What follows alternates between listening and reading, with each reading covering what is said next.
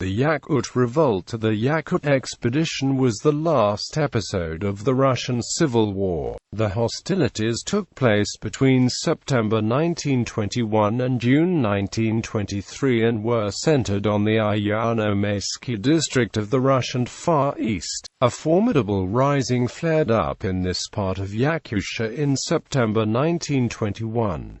About 200 White Russians were led by Cornet Mikhail Korobeinikov. In March 1922 they established the Provisional Yakut Regional People's Government in Churapcha. On the 23rd of March, Korobeinikov's Yakut People's Army, armed with 6 machine guns, took the major town of Yakutsk.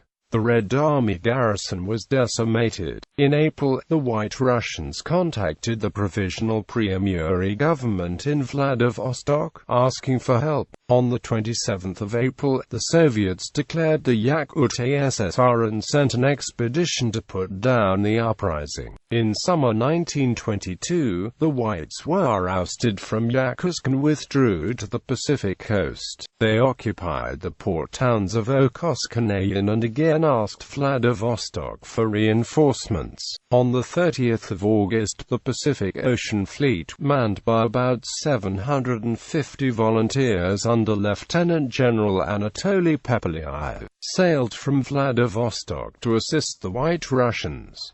3 days later, this force disembarked in Ayan and moved upon Yakutsk. By the end of October, when Pepelyaev occupied the locality of Nelkin, he learned that the Bolsheviks had wrested Vladivostok from the White Army and the Civil War was over. When the Soviet Union was formed on the 31st of December 1922, the only Russian territory still controlled by the White movement was the region of the Pepelyaev's China, that is, Ayan, Okosk, and Nelkin. A unit of Bolsheviks under Ivan Strod was sent against Pepelyaev in February. On the 12th of February, they defeated the Pepelyaevists near Sasyl-Sasyg.